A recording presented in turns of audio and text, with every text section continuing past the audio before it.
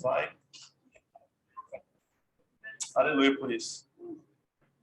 Eu aprendi com um irmão de que não existe grandes homens de Deus. Não existe, porque o único que é grande é Jesus Cristo. É um erro a gente falar, esse irmão é um grande homem. Não, somente Jesus Cristo é grande. Tão pouco, não é correto a gente afirmar que a gente está sendo injustiçado em alguma coisa, apesar de, aos olhos humanos, parecer que nós estamos sofrendo e sendo injustiçados. O único injustiçado nessa terra que viveu foi Jesus Cristo, porque ele nunca deu razão pelo sofrimento que ele passou.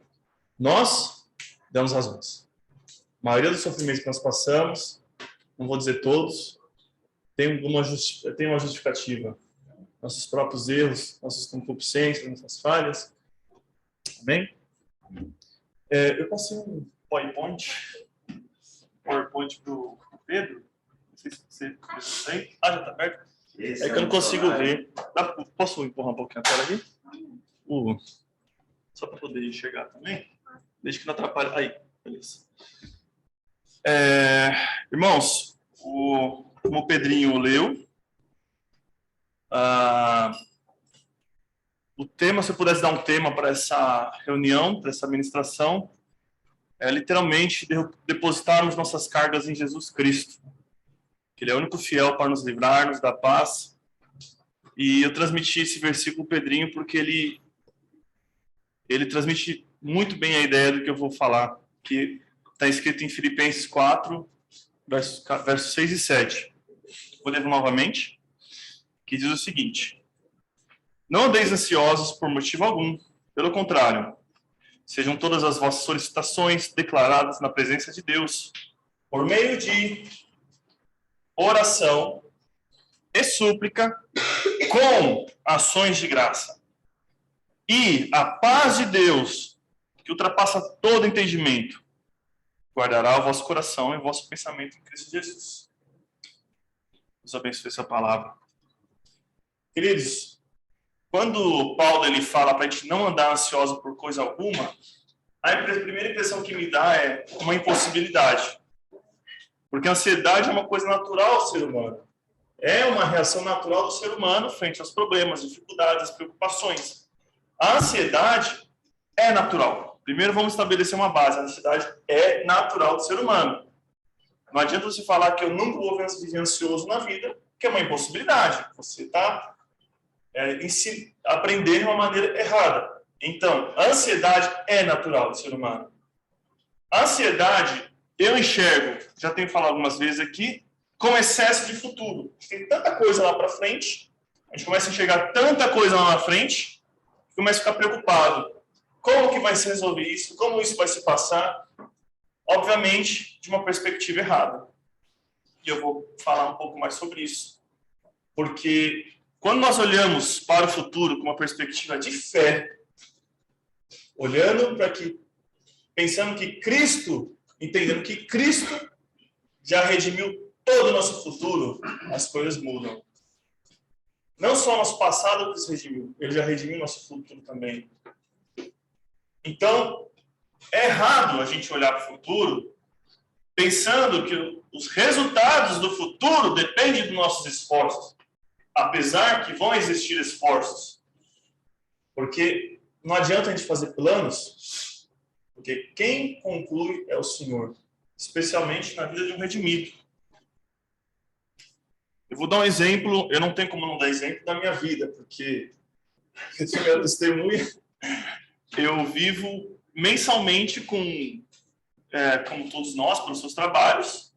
Eu, especialmente pela minha empresa, eu vivo mensalmente com uma pressão de meta. Eu criei metas para, de alguma maneira, mensurar e metrificar os resultados, para saber se eu estou indo bem, se eu estou indo mal.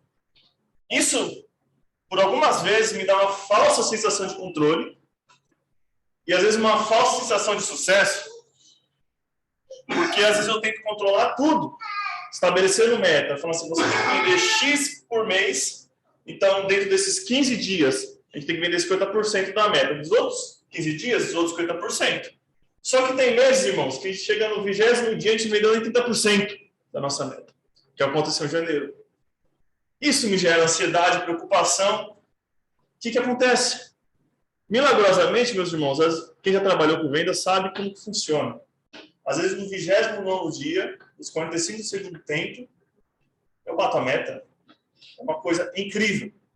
Ou às vezes eu não bato, às vezes eu tenho um mês horrível. Aí, para piorar a minha situação lá na empresa, eu estabeleci meta trimestral. Porque às vezes a meta mensal, você não consegue visualizar, ter um parâmetro realista. Então, eu estabeleci 3 meses. Dentro desses 3 meses, esse bimestre pode suprir o primeiro mês que for ruim. Não sei se vocês estão me entendendo, porque eu sou muito técnico. Tá? Às vezes, e eu ainda tenho a meta anual. Pasme. Então, gente, isso é fruto de administração da minha empresa. E essa meta anual, às vezes eu pego um semestre inteiro, que foi mal, o outro semestre vai bem. Então, queridos, o que me faz concluir isso? Que é do Senhor prover todas as coisas. Que às vezes eu fico tão preocupado com o mês seguinte, começa o mês seguinte, a Pedro é meu testemunho. Eu já fico assim, meu Deus, mês passado eu fui bem. Esse mês, como que vai ser? Jesus. Esse mês vou ter que fazer propaganda, vou ter que fazer treinamento com meus vendedores, vou ter que fazer não sei o que, não sei o que lá. E de repente as coisas começam a fluir, a acontecer. Sabe? E assim, mesmo que não acontecesse, de todas as coisas provém do Senhor, inclusive as tribulações que nós passamos. E uma coisa que eu tenho experimentado, que eu vou explorar bastante aqui nessa ministração, é no momento de ansiedade, preocupação, eu vou para o meu quarto. Eu oro ao Senhor. Suplico a Ele pela necessidade, pela situação presente que estou vivendo, pelas minhas preocupações. E é incrível como o Senhor responde com paz no nosso coração. Ele responde. Às vezes eu começo orando assim, Senhor, eu preciso disso, Senhor, eu preciso daquilo. De repente o Senhor me ministra. Você já tem tudo que você precisa? Eu sou a tua provisão. Ainda que você vai mal, isso não significa que você está indo mal. Então, é um exercício de fé a vida. Eu acredito que esse exemplo que eu dei pode se aplicar em outras partes da vida particular de cada um. A minha luta grande é essa. Fazei as suas solicitações declaradas na presença de Deus. Essa é a recomendação de Paulo para os Filipos. Queridos, fazer as nossas solicitações declaradas diante de Deus é poderoso, é milagroso. Por alguma razão, Deus quer que a gente faça as nossas solicitações declaradas diante de Deus. Mesmo Deus já sabendo de todas as nossas necessidades, você acha mesmo que você sabe explicar o que você precisa? Você acha que sabe o que precisa? Você acha? De repente você ora, Deus te ministra uma coisa diferente. Então, mas Deus nos pede, nos faça as suas solicitações, as suas ansiedades declaradas com orações e súplicas e ações de graça. Por alguma razão, Deus fala isso pra gente. Ele quer relacionamento. E claro, Ele quer que a gente se humilhe na sua presença.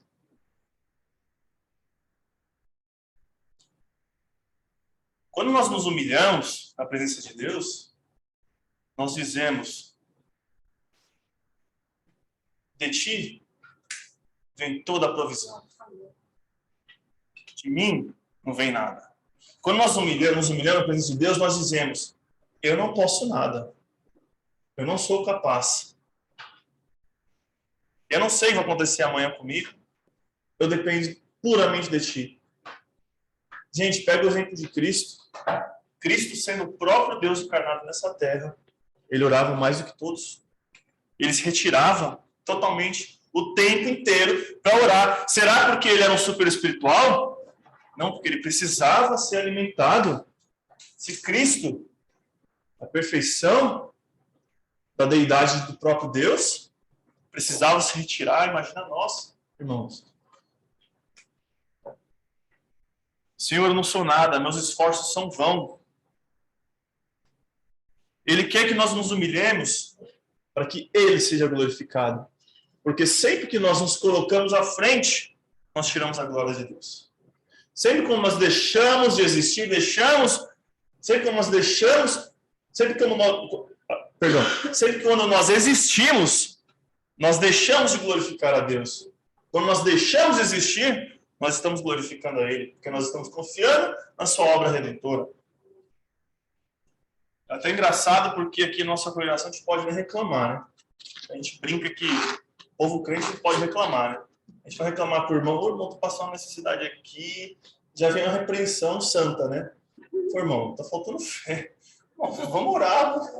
Pode... Mas se a gente for lembrar agora, irmãos, as aflições do povo crente na igreja primitiva, perdoe-me, eu não sei os problemas que vocês têm passado, mas nem se compara. O povo primitivo, a igreja primitiva, aliás, nos seus primeiros 300 anos, foram perseguidos, foram decapitados, foram jogados para os leões, perderam todos os seus bens, não tinham acesso à saúde como nós temos hoje, viviam em situações de pobreza, eles tinham que viver em locais comunitários para um ajudar o outro, eles tinham que vender as propriedades para poder servir o próximo. Gente, e pensar que esses irmãos eram os abençoados, eles eram abençoados por isso. Paulo chega até a dizer que se gloria na tribulação, porque Paulo entendeu uma coisa, que viver no conforto às vezes não é bom para o crente. A tribulação é saudável para o crente. Curioso. E mesmo frente a todos os problemas, os cristãos da igreja primitiva perseveraram. Que exemplo para nós, né, irmãos? E eu percebo que nos nossos dias de hoje a gente tem muito mais para agradecer do que ficar reclamando. Às vezes eu vou dar meu exemplo, eu fico reclamando que eu não bati a meta, ou porque está devagar. Falei, Senhor, envia clientes, o Senhor nos capacita, quebrar objeções, né? Bem coach, né? Vamos quebrar objeções dos nossos clientes, pensa que lá, nos ensina a fazer isso. Mas nós temos muito mais que agradecer, nós temos liberdade nesse país, apesar de todos os problemas políticos que a gente vive. Nós temos acesso a comida, energia, água, uma geladeira em casa, não nos falta alimento. Gente, essas coisas que para a gente parece até superficial, o povo naquela época era uma raridade. Eles padeciam essas necessidades básicas e mesmo assim eles glorificavam a Deus, que tinham recebido tudo. Temos muito que aprender. Queridos, se você está aflito, angustiado, corra para Cristo. Corra para Cristo. Não deixe a coisa ficar por aí. Essa coisa ficando por aí, essa ansiedade, essa angústia, essa tribulação, sem estar resolvido com o Senhor, é perigoso. Porque uma cabeça angustiada, uma mente angustiada, comete erros. Ele fica turva o pensamento. Então deixe ser ministrado pelo Espírito Santo através de oração, de súplica. É muito importante, saudável isso. E não só você sozinho, você com o irmão, procure um irmão maduro, busque aconselhamento. Isso é muito saudável, muito saudável. A palavra fala que Deus é um socorro na angústia, socorro bem presente no tempo de angústia. Nós temos diariamente angústias com até razões legítimas. Muitas vezes perdemos empregos, ficamos doentes, tragédias na família, problemas familiares, toda sorte para o nosso irmão Renato recentemente teve um problema na empresa dele, assaltaram a empresa dele. São razões legítimas para a gente se angustiar e se preocupar. Não vou tirar razão, porque eu já fui assaltado, eu sei como que é. Já fui assaltado na minha empresa 4 vezes. É angustiante, é doloroso. E a gente perde o chão às vezes. Mas, quero lembrar para os irmãos que Deus é o nosso socorro bem presente nesses momentos. Foi muito lindo que eu vi acontecer a igreja se reunindo aqui para aportar o irmão, ajudar o irmão a levantar nesse momento. Vimos a igreja, como que Deus usou a sua igreja para abençoar meus irmãos. Perdoe usar como exemplo, irmão, mas o mais próximo. Pode passar o versículo Salmo 50:15. diz o seguinte: invoca-me no dia do perigo, eu te livrarei e tu me darás glória. Amém. No dia do perigo, invoca o nome do Senhor. Ele é teu socorro. Ele é teu ajudador. Logo em Salmo 121, em minha aflição invoquei o Senhor e ele me respondeu. Deus não está aquém do nosso sofrimento. Ele olha com pesar os nossos sofrimentos. Ele permite de verdade essas situações doloridas em nossas vidas com um propósito único para nos santificarmos. Toda situação ruim que eu passo, boa ou ruim, que me faz pensar, eu fico pensando, o que eu aprendi com isso? Para onde isso está me levando? E eu percebo que existe um parâmetro muito parecido em o resultado de todos os problemas. Isso me leva para Cristo. Isso me leva a me humilhar na presença dele. Sabe, às vezes a gente, no conforto, se esquece, nos esquecemos naturalmente que dependemos do Senhor. E vem o Senhor dá um toquezinho aqui em alguma área das nossas vidas, a gente vai correndo na presença dele, lembrando que a gente precisa dele. Quando estamos no mais profundo lamento, desamparados, fraquejados, sede pacientes na tribulação. A palavra de Deus fala, sede pacientes. Em Romanos 12:12 fala, sede pacientes na tribulação. Vamos chegar lá. Em Provérbios 24:10, está na tela, se te mostrares frouxo no dia da angústia, a tua força será pequena. A pergunta é, quem de nós não somos frouxos muitas vezes na nossa angústia? A realidade é que frente à angústia, nós nos afrouxamos. Por isso que devemos, sim ou sim, nos aproximarmos do trono da graça de Deus, porque lá seremos fortalecidos. Lá receberemos força do Senhor. E esse Provérbios aí não vai fazer efeito na sua vida, porque você vai ser forte. Mas lembre-se, a força vem do Senhor. Então, eu quando estou frouxo, eu percebo que eu estou fraco espiritualmente. Então, eu busco força no Senhor. Pode passar um versículo, irmão, por favor. E Paulo, ele aprendeu uma coisa muito interessante que vai em linha do que eu estou ensinando aqui. Ele aprendeu que a graça do Senhor basta para ele. Olha o nível de maturidade que nosso irmão chegou. E anelo que todos nós, eu posso aprender com Paulo, não sabe? Ele fala o seguinte, 2 Coríntios, capítulo 12, versos 9 e 10. Diz o seguinte,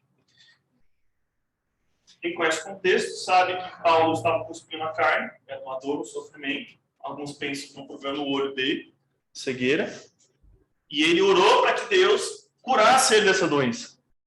E de repente, Deus envia um anjo para Paulo e fala o seguinte, e disse, verso 9, a minha graça te basta, porque o meu poder se aperfeiçoa na sua fraqueza. De boa vontade, pois, me glorificarei nas minhas fraquezas, para que em mim habite o poder de Cristo. Eu que sinto prazer nas fraquezas, nas injúrias, nas necessidades, nas perseguições, nas angústias, por amor de Cristo. Porque quando estou fraco, então estou forte. Queridos, o que a gente aprende nessa passagem? O espinho da carne levou Paulo a entender que a graça de Deus basta a ele.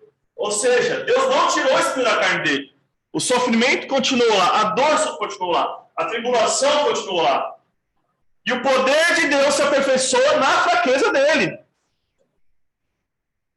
Porque quando estamos fracos, estamos fortes. Gente, parece confuso, mas é lógico.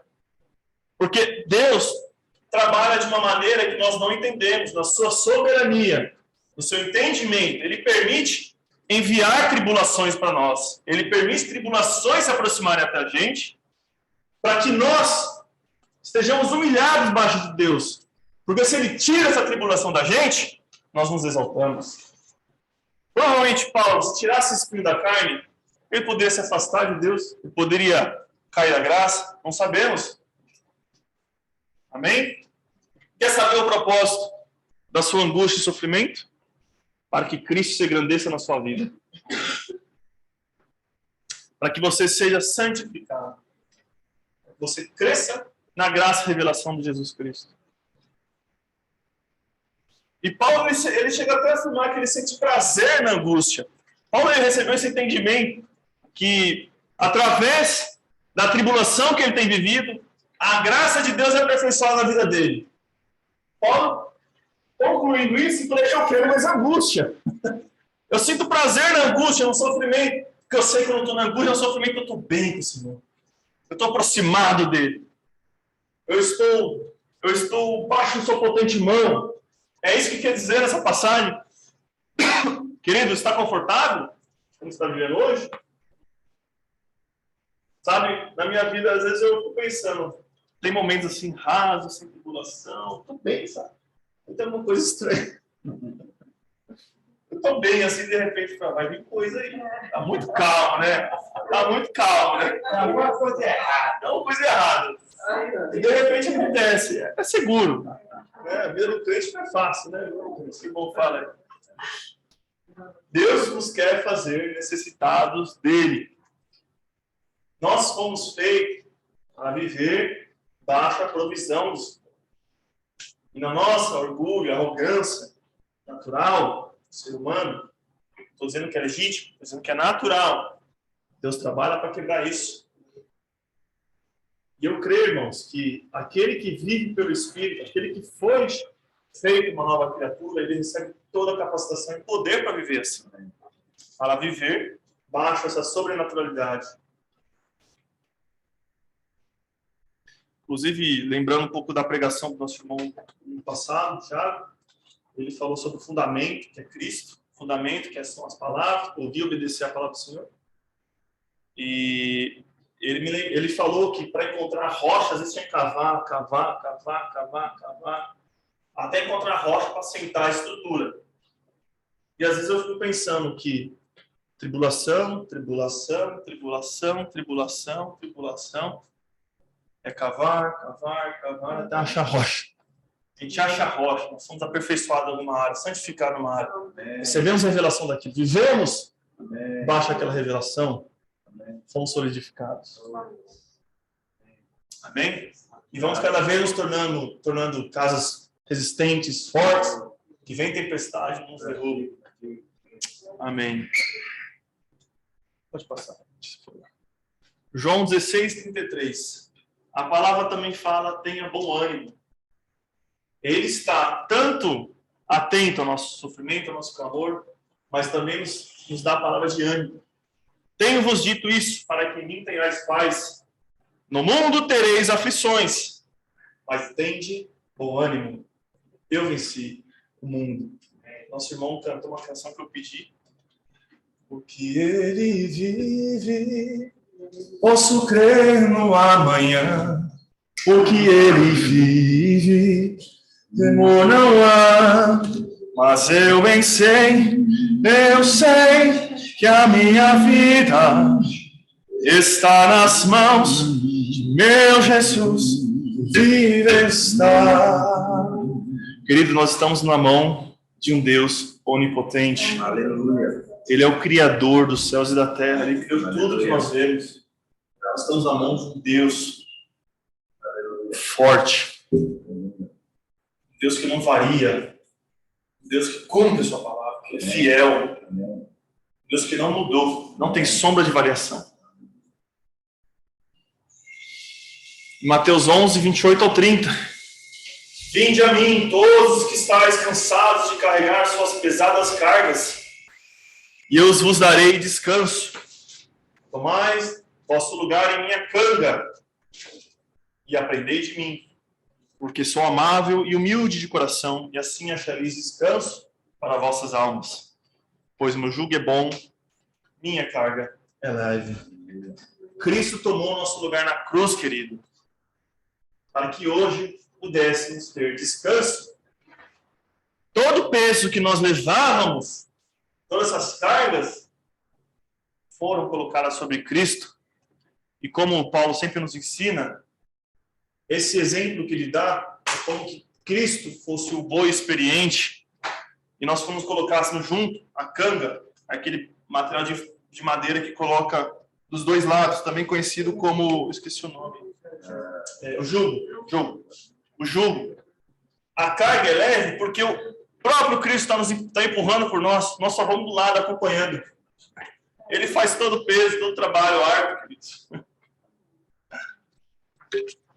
Está na cruz, todos os nossos fardos, leve. Lá em Filipenses 4, 6, que é o versículo base, também fala o seguinte: sejam nossas solicitações declaradas diante de Deus, por meio de orações e súplicas, com ações de graça. Queridos, o meio pelo qual Deus determinou é oração e súplica. Não existe outro caminho. Então, se nós estamos negligenciando isso, consequência disso vai ser falta de paz, vão ser excesso de ansiedade, vai ser tribulação mal resolvida em nossas vidas. Eu digo mal resolvida porque existe tribulação que não vão sair daí. E com ações de graças. Agora eu vou explorar um pouco o tema da oração, porque aqui Paulo dá 3 elementos que a gente tem que fazer conhecido diante de Deus: oração, súplica, com ação de graça. Primeiro, oração. Primeira coisa, todos nós precisamos aprender sobre oração, eu principalmente. Precisamos aprender sobre a questão da disciplina espiritual, que a Letícia falou bastante durante essa semana conosco. Eu preciso aprender muito sobre isso. Eu preciso aprender a me apartar, dedicar tempo para orar, para conversar com o Senhor. Primeiro, oração, ele é um ato de fé, ele não é um sentimento. E tem muita gente, às vezes eu mesmo já falei isso, eu não sinto que Deus está ouvindo minha oração, sabe? Essas coisas. Não estou sentindo de orar hoje. Que bom, não é sentimento. É um ato de fé. E ato de fé não é sentimento. Apesar que pode estar carregado de sentimento, um ato de fé, mas um ato de fé não é um sentimento. Você ora por fé. Você ora porque você entendeu que quando você ora, Deus está ali te ouvindo, atento ao clamor da sua oração. A Bíblia fala que Deus está atento ao clamor do justo. Em Romanos 12, 12... Pode passar ali, por favor. Alegrai-vos na esperança, sede pacientes na tribulação, perseverai na oração. Não quero me ater a esses 2 elementos iniciais, quero falar sobre perseverança na oração, que eu tenho que aprender muito. Não significa que cada minuto de nossas vidas nós vamos estar orando. Não, significa isso. Isso não é perseverar em oração. É uma impossibilidade, na realidade. Certo? Significa constância. Significa perseverança, permanecer nisso. Ser devoto a isso. Não desistir ou se descuidar. Isso quer dizer, você está perseverante em alguma coisa. É o oposto de aleatoriedade. É o oposto de ocasionalmente, esporádico, intermitente. Paulo está chamando todos os cristãos para orar regularmente, habitualmente.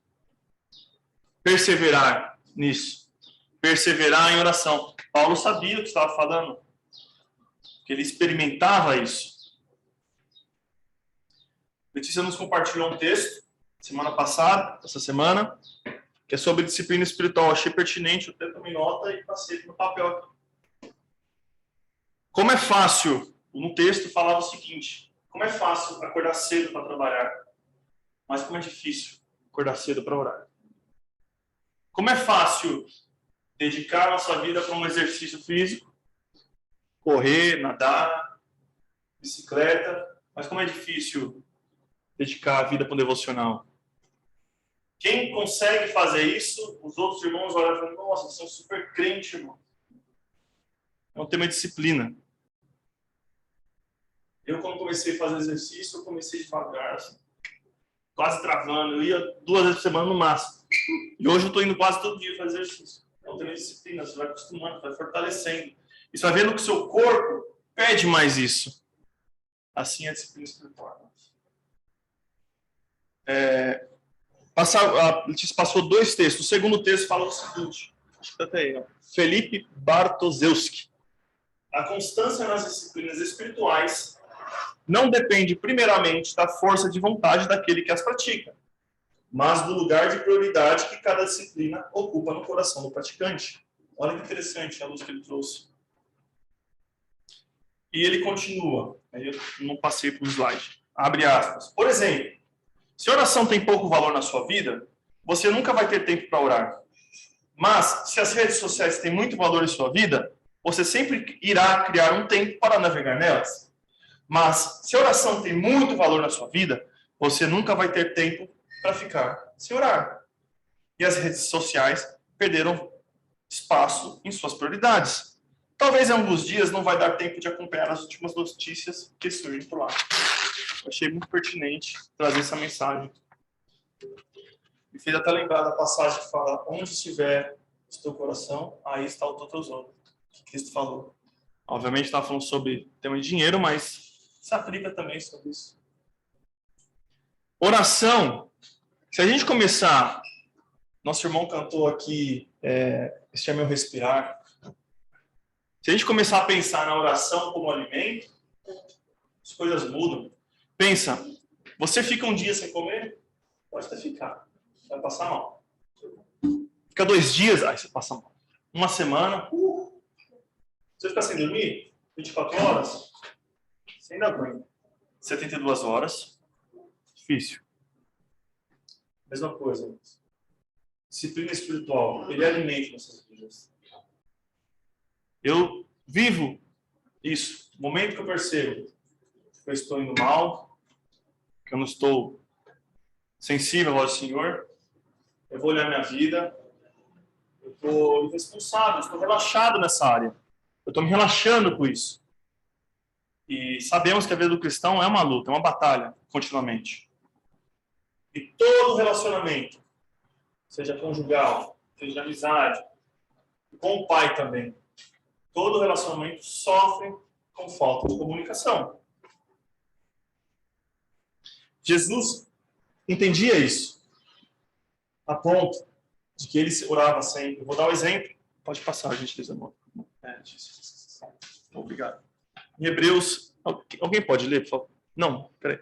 Hebreus 5. Já não passou? Passa 2 vezes, deixa eu ver. Ah, então não coloquei. Você pode abrir, Hebreus 5, por favor. 7 ou 9.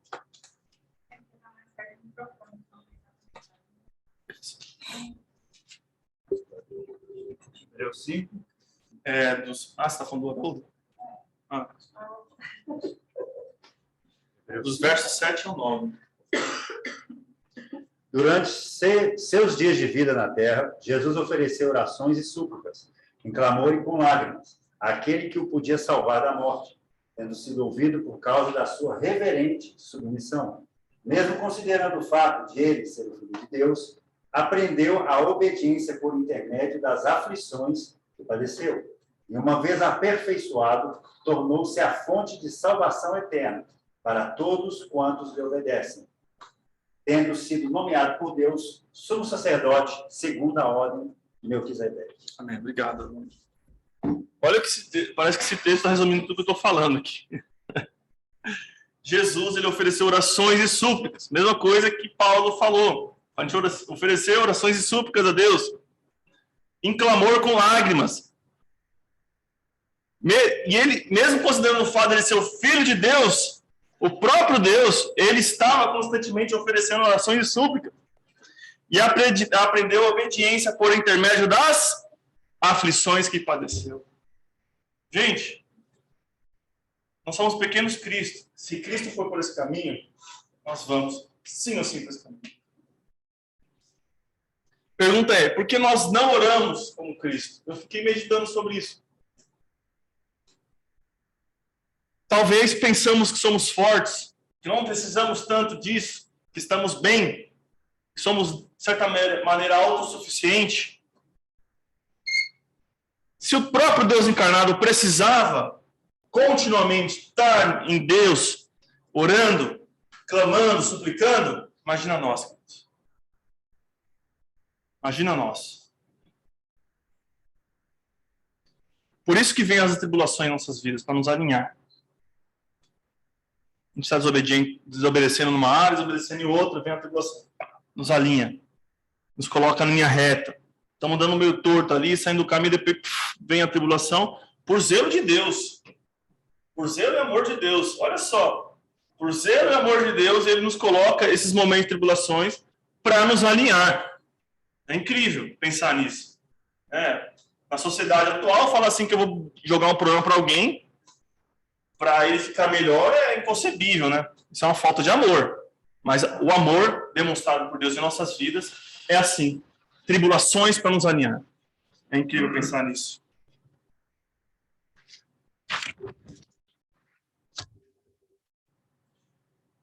E outras coisas que eu fiquei pensando no momento que eu estava preparando, que muitas das nossas ansiedades, os nossos problemas que nós passamos, está relacionado a algum pecado não resolvido.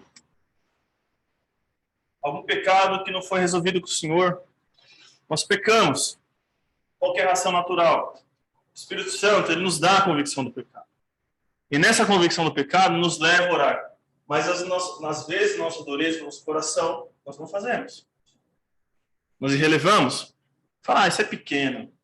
Tudo bem. De repente, aquilo lá é uma brecha.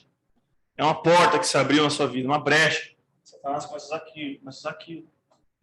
E de repente, você está numa situação muito pior do que estava no começo. Então, creio que problemas de ansiedade nessas vidas, tribulações, pode ser resultado disso. Então, não deixe as coisas para depois. Resolve na hora. Não é recomendado ficar esticando o problema. Resolve na hora o problema. Bem? Tiago 5,16. Eu não passei também? Ixi, eu não passei também. Epa. Eu vou ler aqui. Em Tiago... Tiago 5,16 diz o seguinte: portanto, confessai vossos pecados uns aos outros e orai uns pelos outros para serdes curados. A súplica de uma pessoa justa é muito poderosa e eficaz. Ou, em outras traduções, a oração do justo pode muito seus efeitos. Queridos, aqui é uma recomendação do apóstolo Tiago a todos nós. Busquem seus irmãos. Invistam nos seus irmãos. Invista em tempo de se abrir. Obviamente que busque o irmão maduro. Você veja como exemplo de vida. Busque ele. Irmão, estou passando tal necessidade. Ora por mim. Me ajuda nessa área. Me aconselha. E pode ser que você escute coisas que você não goste. Mas busque. A oração de um justo pode muito seus efeitos. Eu fico lembrando... Essa questão de... Às vezes, eu já senti isso muitas vezes. De orar por determinada situação. Por, às vezes, algum erro que eu cometi. Ou até uma ofensa que eu fiz para alguém. E, na ocasião, eu não me senti bem. Eu orei. Por um lado, eu entendi, por fé, que eu estou perdoado. Senhor, me perdoe por isso que eu cometi tal erro. Eu entendi que eu estou perdoado. Mas aqui, no momento, ainda estou sentindo a dor. Eu ainda estou sentindo a dor. Sabe por quê, irmão? Eu estou até com uma ferida aqui, vocês podem ver. É uma ferida que o Senhor tratou. Quando nós pedimos perdão, Ele trata a ferida. Mas continua doendo. Se eu pôr a mão aqui, eu sinto dor. Então, por isso, que leva tempo. Às vezes tem situações que levam tempo para ser corrigidas, levam tempo para ser curadas. Naturalmente. Naturalmente. E o Senhor está atento ao nosso clamor. Salmos 34, 15. Aí está aberto. Os olhos do Senhor contemplam os justos, e seus ouvidos estão atentos ao seu clamor por socorro. Então, eu já falei aqui, mas vou repetir. Às vezes, na nossa maturidade, pensamos que nós oramos ao Senhor, Ele não está nos ouvindo. Nós não sentimos que Ele está nos ouvindo, sabe? É até comum vocês escutarem as pessoas falarem isso, né? Querido, se você é um redimido do Senhor, se você morreu com Cristo, ressuscitou com Cristo, foi feito nova criatura, se você ora, ele escuta. Não é porque quem está nas trevas, Deus tem problema de audição. É porque Deus não escuta aquele que não está em Cristo. Somente em Cristo Deus vai ouvir sua oração. E a Bíblia chega a falar para nós entrarmos confiadamente na presença do Pai. Vou falar agora um pouco sobre o tema da súplica, porque eu falei um pouco sobre o tema da oração. Súplica. Qual a diferença entre oração e da súplica? A princípio eu fiquei meio confuso. Falei, ué, parece que são duas coisas alinhadas, que vão juntas, porque quando eu oro, eu estou suplicando. Principalmente se é uma necessidade pessoal. Ah, eu entendi. A oração é uma comunicação. É um diálogo. É como se eu estivesse sentado na mesa com o Haroldo, conversando com ele. Ô, meu irmão, como você está? Pô, não estou me sentindo muito bem nisso. Você pode orar por mim? É assim com Deus. Deus, eu te amo. Deus, preciso disso. Me ajuda nisso. Não estou sentindo bem por essa situação. É conversar como se fosse com um amigo. E a súplica tem mais uma característica mais de clamor. Geralmente por uma necessidade pessoal. Ou uma necessidade de um conhecido. Ou uma necessidade de alguém, de um país. Ou da pandemia que a gente está vivendo.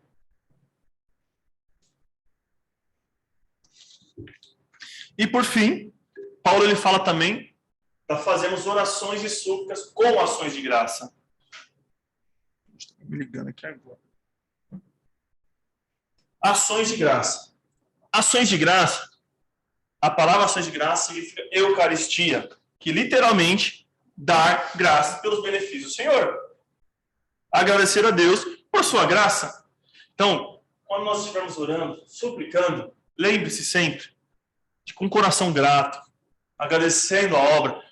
Fala a verdade, né? É impossível, com o entendimento que temos recebido do Senhor, é impossível a gente orar sem agradecer.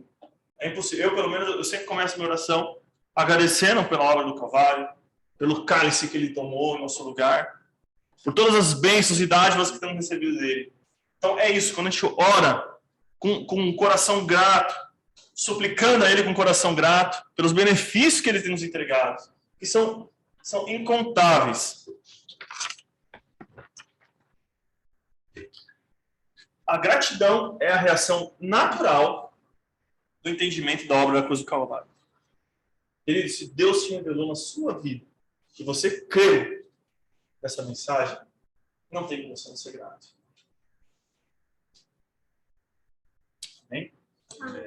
E na sequência do Filipenses, não precisa abrir, Filipenses 4, 6, 7, ele fala o seguinte: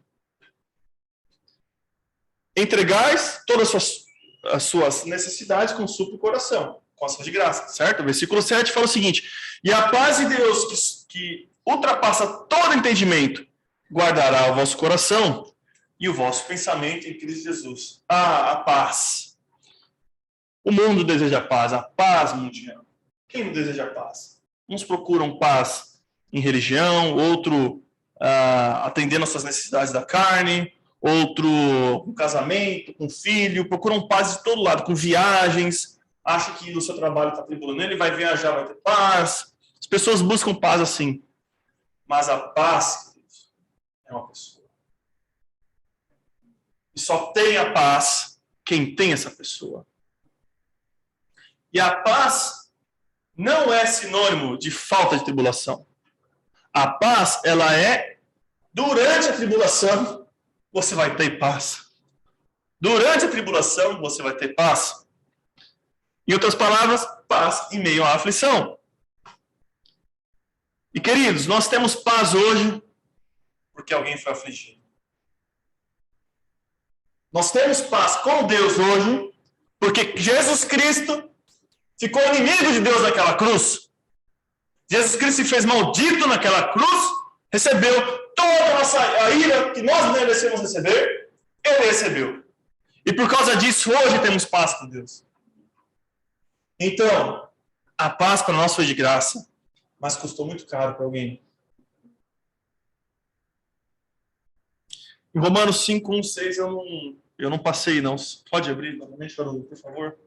E alguém puder abrir em João 14, 27? 5. Capítulo 5, versos 1 ao 6.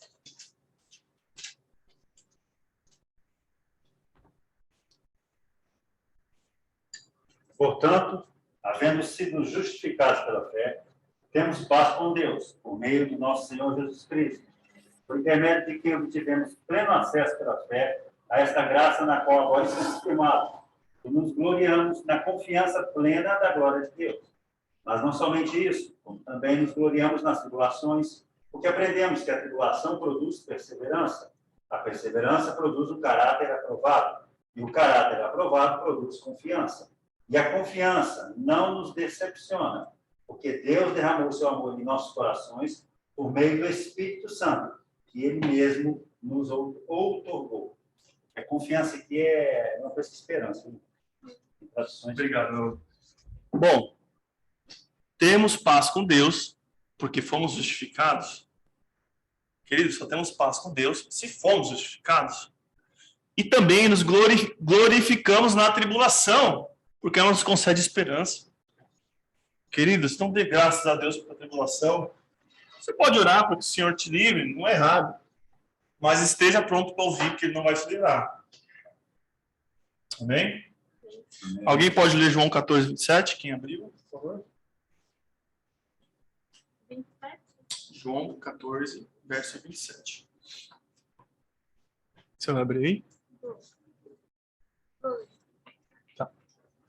Deixo a paz a vocês. A minha paz dou a vocês. Não a dou como o mundo a dá. Não se perturbe o seu coração, nem tenha medo. Bem, obrigado, Letícia. Jesus falou, deixo a paz com vocês. Eu não vos dou como o mundo vos dá. Queridos, a paz é um testamento que Ele deixou pra gente. É como um testamento. No momento que Ele morreu, um testamento só tem validez quando o responsável pelo testamento morre. Jesus Cristo morreu e ressuscitou. E quando Ele morreu, o testamento ganhou validez.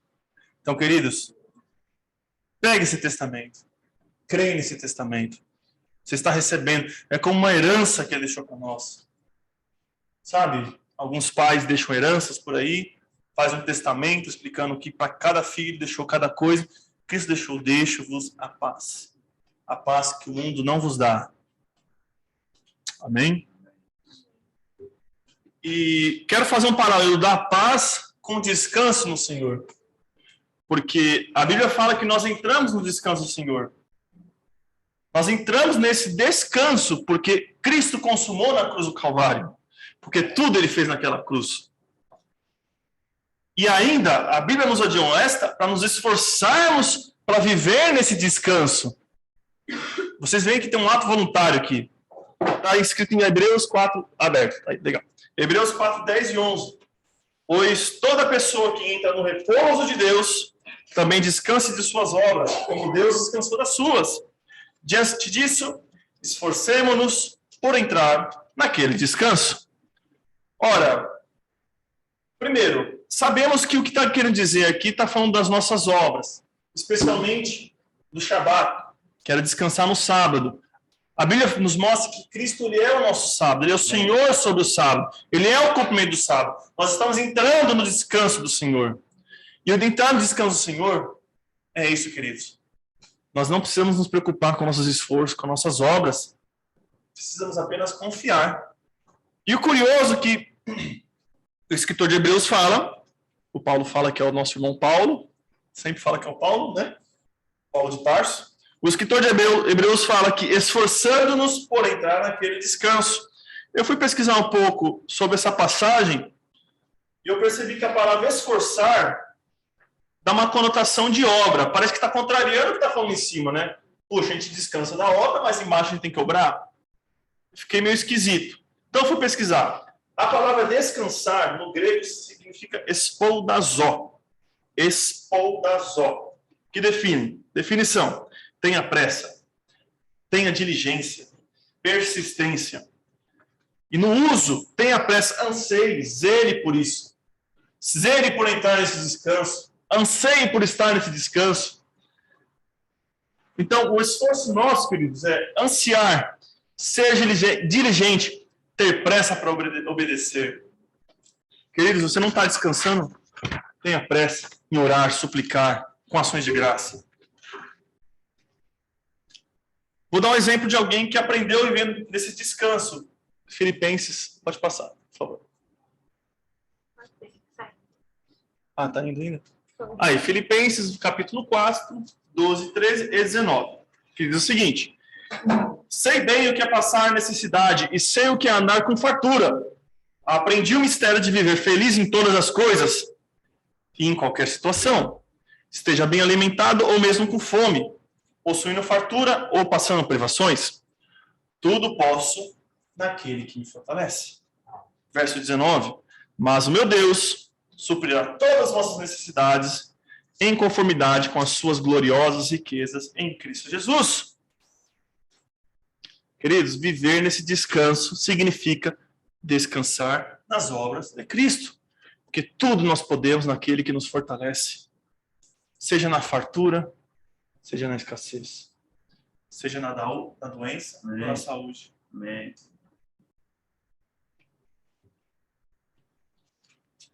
Agora eu quero trazer um pouco a reflexão do que é viver, por que vivemos talvez em aflições em muitos momentos. Quando estava preparando esse estudo, eu me envergonhava muitas vezes lendo e escrevendo, porque eu percebi que muitas das coisas que eu estou escrevendo têm sido uma realidade na minha vida, um erro na minha vida. E como o Thiago fala, a orelha mais perto da minha boca são as minhas orelhas. Amém? Nossas aflições podem ser resultados de estarmos vivendo com propósitos enganosos. Sabe aquela história de propósito de vida? De repente a gente está crendo que ele é o propósito da gente, a gente está caminhando naquele sentido e vem aflições, vem problemas. Sabe, de repente, lá na minha empresa, eu estou tão fissurado com meta, com cumprir, com bater. De repente aquilo me traz tanto problema, problemas inimagináveis. Eu falei, será que essa é a vontade de Senhor na minha vida? Sabe? Será que esse é o processo de santificação na minha vida? O que eu estou buscando em vender mais? O que eu estou buscando? Uma vida mais confortável nessa terra? Construir patrimônio? Ter um carro melhor? Gente, mais para frente eu vou ler no Sermão do Monte, Cristo nos orienta a não buscar essas coisas. Que a ferrugem corrói, a traça corrói. Mateus 6,19, por favor. Isso. Querido, às vezes a gente se enfia em cada problema e às vezes a gente fica falando assim, oh Deus, nossa, tô passando tão problema aqui, sabe? Meu filho, você que se enfiou nisso, né? Eu te falei para você não ir para esse caminho. Tem orientação na Bíblia aí, meu amigo. Mateus 6,19 diz o seguinte: não acumuleis para vós outros tesouros na terra, onde a traça e a ferrugem destroem, e onde os ladrões arrombam para roubar. Mas ajuntais para vós outros tesouros no céu, onde a traça nem a ferrugem podem destruir, e onde os ladrões não arrombam e roubam. Por quê? Onde estiver o teu tesouro, aí também estará o teu coração, um corpo iluminado. Passa mais uma. Ali. John Piper, eu estava lendo um texto sobre que ele escreveu o seguinte: pare de se contentar com míseros 2% de lucro de prazer que são destruídos pelas traças da inflação e pela ferrugem do inferno. Mas a gente busca tanta coisa nessa vida, coisas que os mundanos buscam: sabedoria, riqueza, poder. A gente busca essas coisas. E eu não vou vitimizar a gente, mas nós somos influenciados constantemente por este mundo a buscar essas coisas. Em todo lugar que nós olhamos, tem oferta disso, tem incentivo disso. Agora, isso não significa que nós devemos buscar isso. Não é porque somos incentivados a isso que nós devemos. Lembra que Cristo nos chamou para ir contra essa corrente. Isso é andar contra a corrente. Invista nas garantias celestiais. Essas são as melhores garantias, porque lá a traça não come, a ferrugem não corrói, o ladrão não entra, não rouba. Entregar a nossa vida para confortos materiais ao luxo dessa vida, isso não vai nos trazer uma alegria plena. Eu acho que o Thiago deve conhecer muita gente aí que tem muito dinheiro pelo trabalho dele.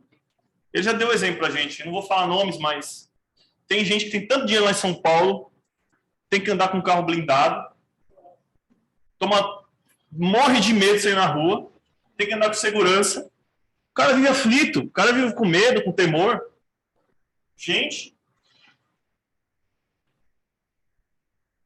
por que a gente não investe em amarmos uns aos outros? Por que a gente não investe em estar mais junto com os irmãos, mais próximo? Acho que isso é a verdadeira alegria da vida. Tá? Um ajudando o outro, um servindo ao outro. Isso verdadeiramente traz plena alegria para a gente.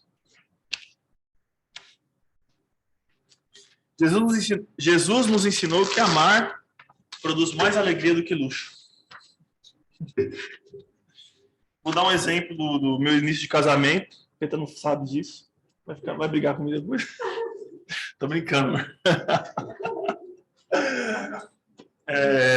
No começo do nosso casamento, eu quero falar sobre princípios aqui. Como que falhar em princípios nas nossas vidas prejudica as nossas vidas. Isso pode gerar ansiedade, problemas, preocupações. Mas a gente falhava muito com o princípio do perdão. E, de repente, a gente teve vezes que a gente ficou 2, 3 dias sem conversar. E... Pode falar? Autorizou, tá gravado.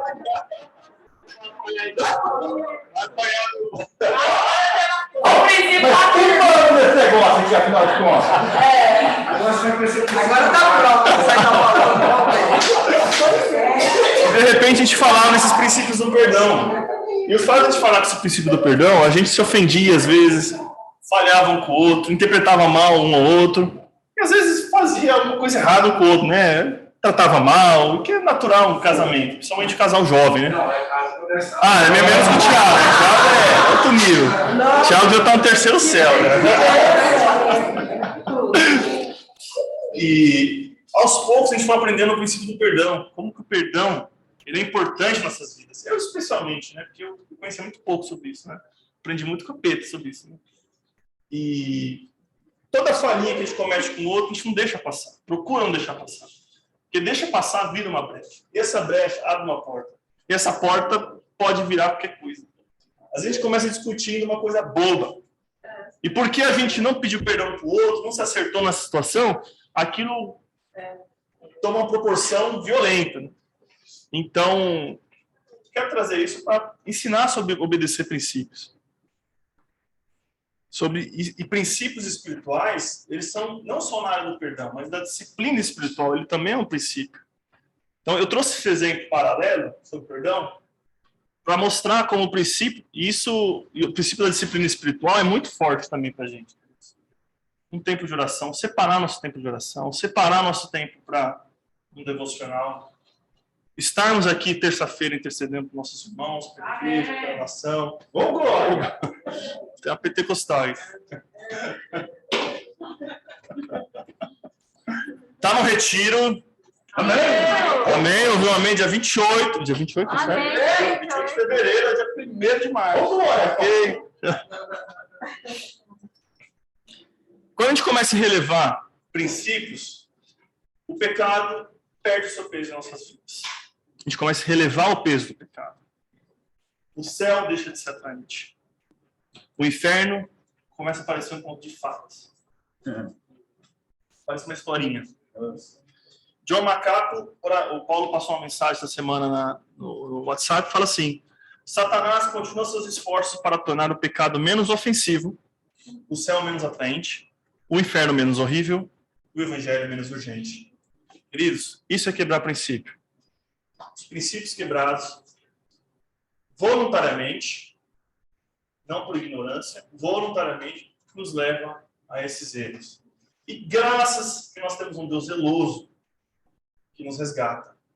Sabe? Até o fato da convicção do pecado que ele nos traz é um ato de misericórdia na nossa vida, que ele podia muito bem lavar as mãos, já dei muita chance para esse menino aí, deixa ele, desisto dele. Inúmeras vezes. Ele podia muito bem lavar as mãos e falar, não me interessa mais. Mas não, ele vai nos resgata. O fato da gente errar, falhar, não pedir perdão às vezes, o Espírito Santo continuar habitando a gente lá e nos incomodando. Rapaz, faz isso não, muda isso. Isso é um ato imenso de misericórdia em nossas vidas. Se fosse um de nós, já teríamos desistido há muito tempo. Lembre-se que o pai disciplina o filho que ama. E se você não é disciplinado, você não é filho. Querido, se você está sendo disciplinado, dê glória a Deus. A disciplina do Senhor está escrito lá em Hebreus. Passa aí, por favor. Hebreus 12. E, nossa, em tanto lugar da Bíblia, mas Hebreus 12 eu gosto da versão que ele transmite. Pois o Senhor disciplina quem ama e educa todo aquele a quem recebe como filho. Suportai as dificuldades, aceitando-as como disciplina. Deus os trata como filhos. Ora, qual o filho que não passa pela correção do seu pai? Mas se estáis sem orientação, de qual todos têm se tornado participante, então não sois filhos legítimos, mas bastardos. Você já parou para pensar que talvez seja o próprio Deus criando dificuldades na sua vida?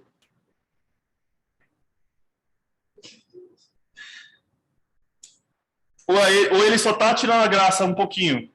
Não dá para saber. Talvez você só não está passando por problema agora porque a graça dele, sobrenaturalmente, como uma ferramenta capacitadora, está te segurando nessa área. Ele tira só um pouquinho para perceber como você depende dele.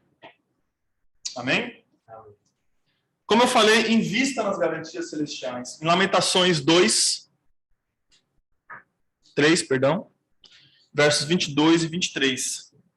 Isso aqui, quando eu estava lendo, o Senhor me revelou uma coisa muito profunda. E, oxalá, o Senhor possa entregar para vocês. Alegrou meu coração quando eu entendi isso. De verdade, irmãos. Que é uma mensagem de esperança. Que diz o seguinte: a bondade do Senhor é a razão de não sermos consumidos, porque as suas misericórdias não têm fim. Renovam-se plenamente a cada manhã. Grande é a tua fidelidade. Queridos, não tem fim. Não tem fim.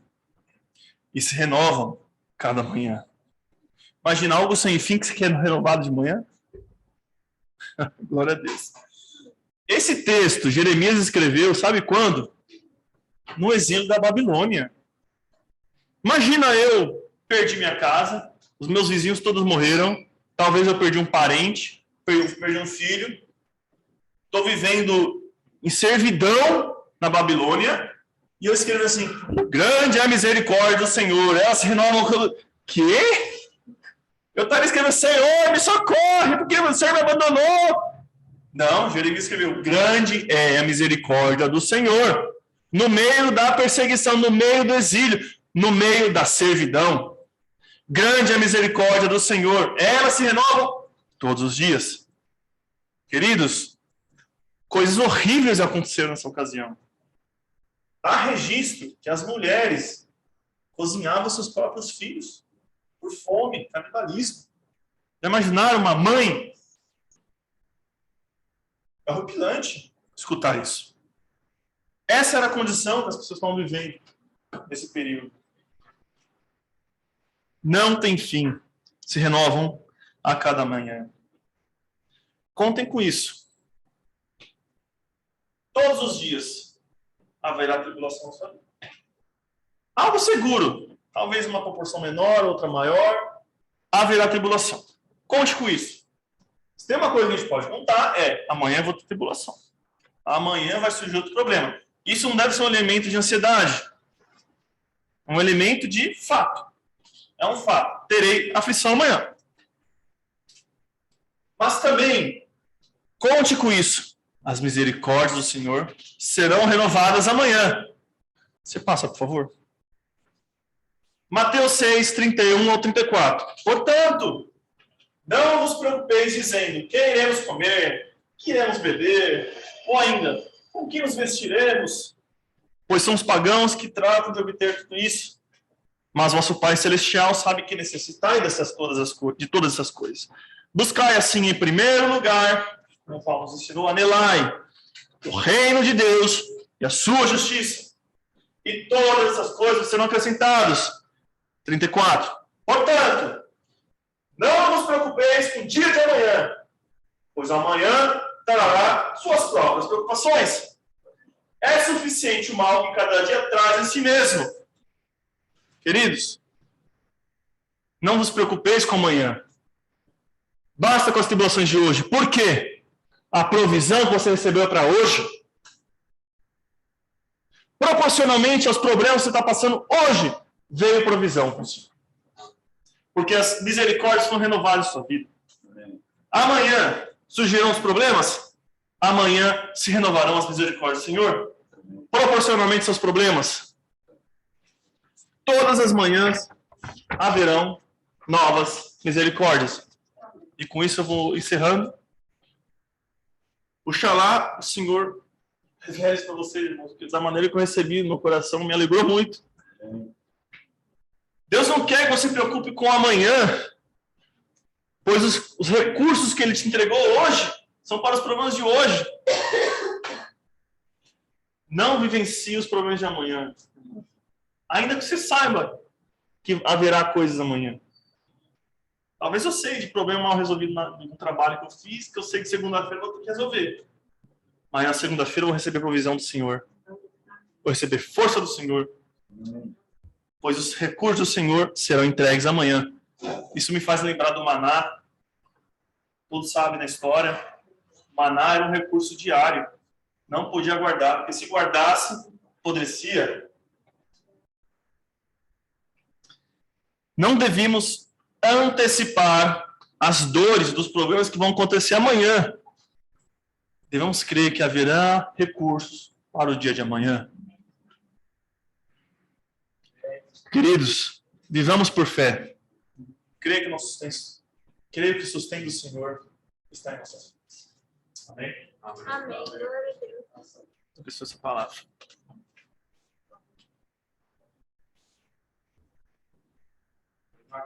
Obrigada, Marcos.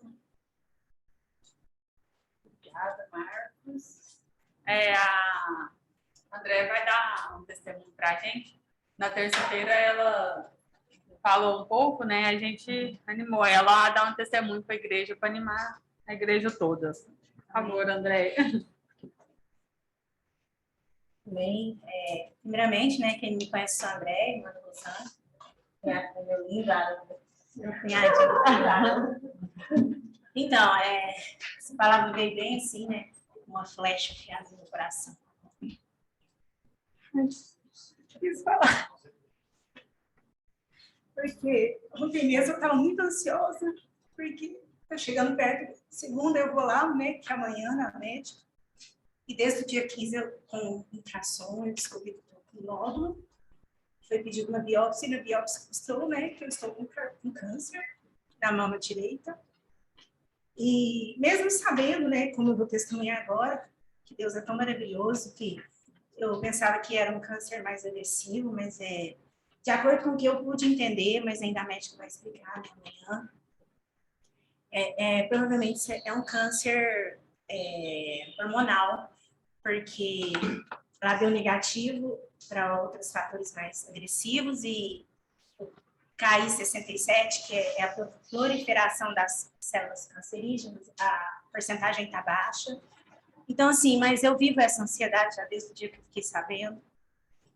Mas essa tribulação, ela me aproximou muito mais de Deus, porque eu tenho muita fé em Deus, eu sempre fui muito de orar, de falar com Deus, sinceramente, eu sou muito sincera, a Rosângela sabe, me conhece, eu sou uma pessoa que eu sou muito sincera, e com Deus eu também sou muito sincera, eu rasgo meu coração diante dele, e eu vivi muitos processos já de experiência com Deus, de ver, assim, a mão dele forte na minha vida, as misericórdias dele se renovando a cada manhã na minha vida.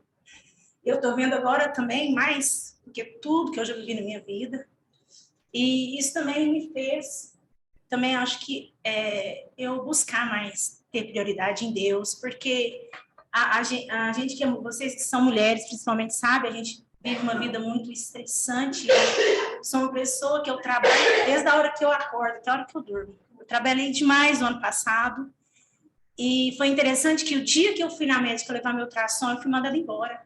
E eu falei, Deus, O Senhor está comigo. Eu falei, Senhor Deus, o que está acontecendo, né? Mas eu sei que tudo que o Senhor fazer, faz a tua vontade na minha vida. E o tempo todo eu falei, Deus, vem comigo, eu preciso do Senhor mais do que tudo agora para poder entender tudo isso, saber que o Senhor tem um grande propósito na minha vida. Porque muitas vezes eu orei e falei, Deus, eu quero tanto fazer parte de tudo que é o melhor do Senhor, né? Eu quero poder ser útil, eu quero ser bênção na vida de alguém. Então, assim, eu creio que Deus está cumprindo o grande plano dele na minha vida. E eu creio que até estar aqui com vocês, irmãos, é um plano de Deus que Deus me trouxe, porque eu não estava realmente congregando com irmãos, eu estava ali, né, lendo a palavra, orando, assistindo várias pregações, assim, que eu buscava de pessoas que realmente pregam o evangelho verdadeiro, porque tem muita crendice, tem muita coisa que eu já ouvi, até Deus tem me tirado disso, assim, me libertar de tudo isso. Porque conhecendo a verdade, a gente vai sendo liberto de tudo que a gente aprendeu errado. E até Deus me fez lembrar que no início da minha conversão eu estava com Rosângela. Deus faz. Porque quando eu me converti, eu lembro que eu estava grávida do meu filho caçula, e eu ia com a Rosângela no grupo de mulheres de manhã, e como Deus ele me arrebentou, sabe? Assim, de tanta coisa. E eu abri meu coração. Eu falei, Deus, eu sou isso aí. E hoje, quando eu estava ouvindo aqui você pregar, Deus falava comigo, porque ontem, sabe aquela ansiedade? Sabe quando a gente está apaixonada, assim, de namoro? Eu falei pro meu marido, eu estou sentindo isso aqui na minha barriga. Sabe quando a gente vê a pessoa que a gente gosta, assim, que dá aquela vontade de aquela coisa, sabe? Que a gente treme. Eu estava assim ontem à noite. Todo mundo já sentiu isso. Mas era aí, eu fui dormir, eu falei pro meu marido assim, eu vou dormir, Ivan, porque eu tô tão ansiosa, eu preciso dormir. Eu falei, Deus, eu preciso dormir, eu tô muito ansiosa, fala comigo. Amanhã eu vou para a igreja e eu tô com muito medo, assim, por mais que eu tenha fé, porque assim, às vezes eu penso tanta coisa, ela vai falar porque eu tenho 48 anos, vamos fazer uma químio, vamos fazer isso, aí eu tenho medo na ressonância, já está em outro lugar, sabe assim, aquela coisa que você pensa muitas coisas, eu falo, não, Deus, tira isso da minha cabeça, tira esse medo, porque eu sei que tudo que eu passar, o Senhor vai estar comigo. Amém. E eu sei que tudo é para glorificar o teu nome na minha vida, porque o Senhor é Deus, eu não sou nada, eu preciso do Senhor. Então é só isso, e eu creio que é um pré-testemunho, eu vou testemunhar a minha cura aqui aí. De falar que não tem mais nenhuma célula cancerígena no meu corpo, em nenhum lugar, nada. Amém? Então, só isso, irmãos. Amém. Obrigada, André. Essa ser genética. Vixe! Vocês não O problema da mulher terra, da minha família, o problema são as mulheres. E pior que o Vitor e o Nathaniel pegou o ferro com essas mulheres deles. Se lascaram, né? Muito bom. Essa questão de falar do perdão, que ele falou, eu muitas vezes, mesmo comigo, assim, braveza, eu muitas vezes pedi perdão tão certo. Por causa que é importante. Amém. Eu sabia que ele estava errado, eu falei, não, eu te perdoo, tá certo. Não está certo. Muito bom. Irmãos, agradecer, né, a vida do Marcos, da Petra. Muito bom, façam mais vezes, né? É muito bom estar vendo todo mundo aqui, né? Obrigada pela presença de todos. Ali está a caixinha para dízimo e ofertas, quem quiser, quem veio preparado, fica à vontade. E a Letícia quer falar uma coisa? Não, é rapidinho. É só porque eu tenho que mudar minhas coisas. Eu queria só pedir perdão à igreja pelos problemas técnicos que a gente teve no início. Ninguém me deu. Não, mas é importante. Vou continuar com você. É o vídeo. Não, mas é sério, porque a gente, como diácono, a gente quer que tudo saia bem. E aí a gente vai se organizar melhor, aprender melhor com o Pedro. A gente vai fazer um cursinho com o Pedro. Isso, a gente vai fazer um mini curso com Saiu. o Pedro. Não, vídeo, gravação de leve. Em ordem. Obrigada pela O paciência. poder de Deus se aperfeiçoou.